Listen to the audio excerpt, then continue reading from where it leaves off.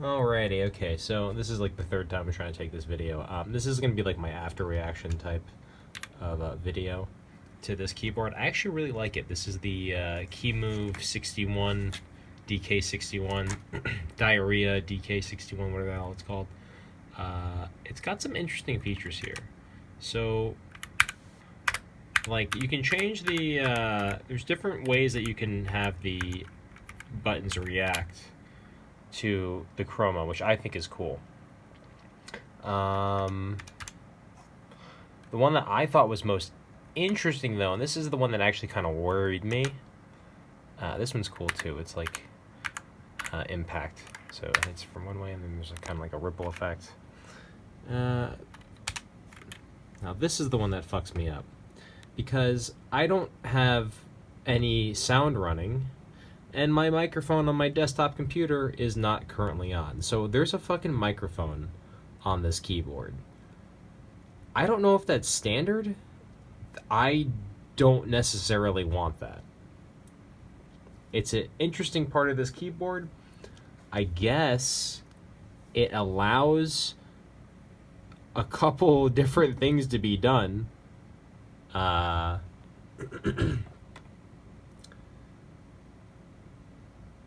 I don't know. I don't know what I think about that, but I don't know what I think about that. On that alone, I haven't decided whether or not I'm going to keep this keyboard.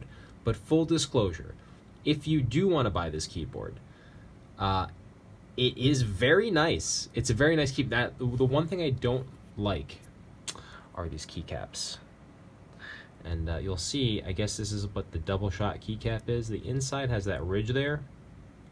That little ridge thing rubs against part of the these are optical switches by the way. So Gatorin or whatever the hell they're called, they are optical switches, at least from what I looked up online. They seem to be optical switches. But and these are the red version. I have to admit, man, they are smoother than my Cherry MX Red. These switches are way smoother than my Cherry MX Red.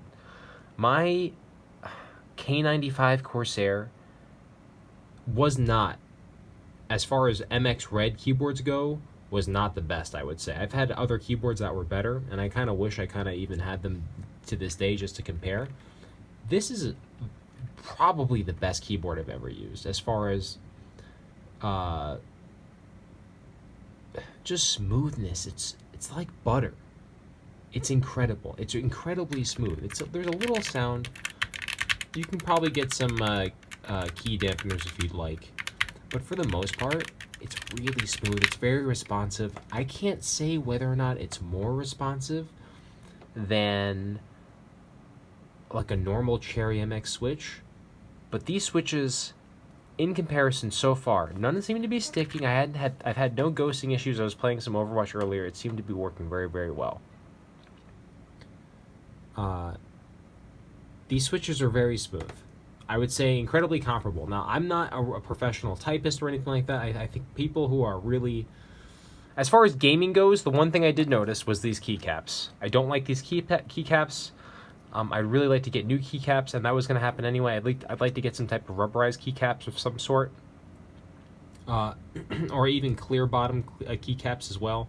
But the main thing I noticed right here is that the fact that there's this little ridge on the inside of the keycap, that rubs against whatever this part of the switch is. And when I press down, you can kind of feel like there's a little groove going in. So it's not really a big deal when you're lightly pressing down, but like for me, I have like a very fat hand. I'm constantly just like holding keys down. You can't really hear it right now, but you can feel it. Oh, why is it? Okay, there we go. So you can feel it. It's not really a big deal, but like the keycaps I don't like. Now, I'm not going to return this keyboard on the keycaps. I think that's not really a good reason to. In fact, I was probably going to upgrade the keycaps anyway. This keyboard was going to be a little bit of an experiment. I was planning to like grease it up and try add new things and maybe even swap out some of the keys or something like that. Apparently, it says that some of these keys are even this type of switch is hot swappable.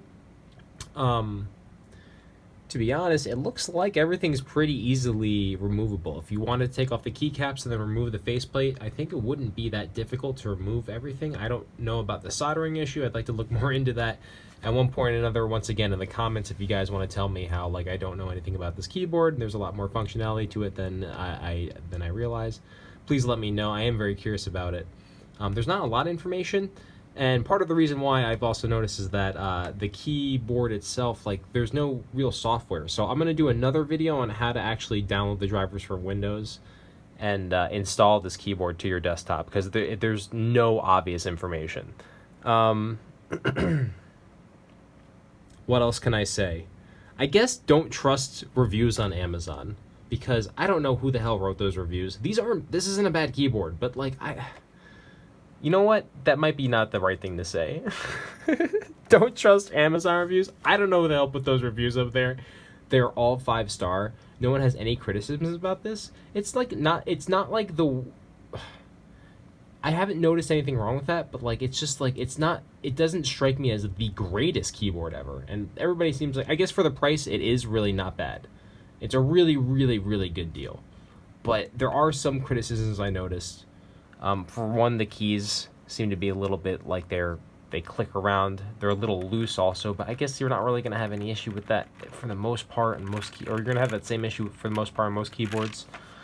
But the software, like, no one even mentioned that it's impossible to find the software. Like, it's not even listed in the instruction manual. It took me some finding. Like, and I'd say I'm pretty good at the internet.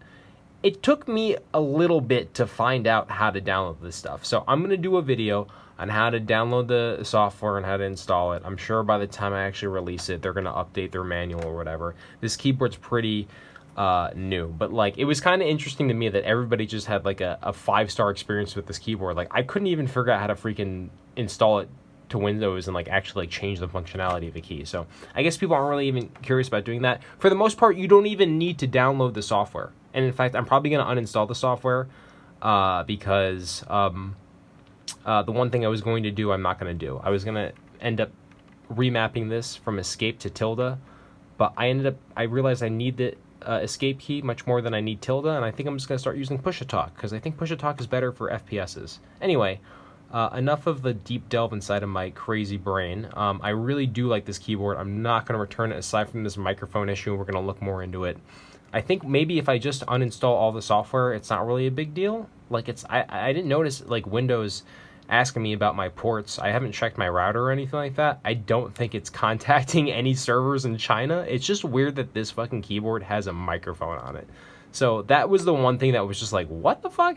But it's also, now that being said, okay, it's weird that it has a microphone on it. That being said, it's cool. I don't know if this is like something that happens on a lot of keyboards, but I'm fucking, like, this whole time I've been talking, it's not like my phone is connected to my keyboard. The keyboard's connected to my desktop. My microphone is off, so it's just, you know, it's a cool little feature of the keyboard, as long as it's not contacting some server in some other country and then like giving my personal information away.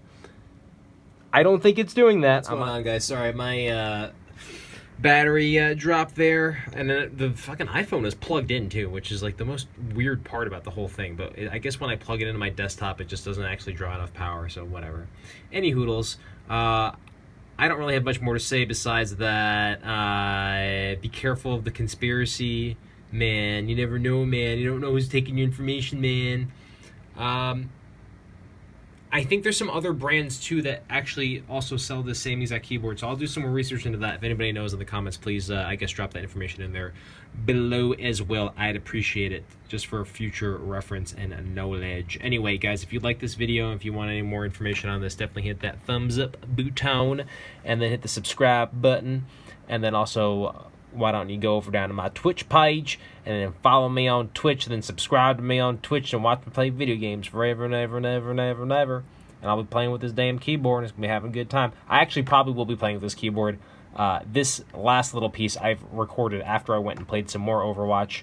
I realized that the keycaps are giving me an issue, and it's really, the keyboard's pretty solid, bro. It's a solid keyboard, bro.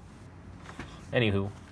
That's really it. I don't really have much more to say than that. I just wanted to say thumbs up me and also check out my Twitch. Okay, bye guys. I'm out of here. Bye. I gotta go.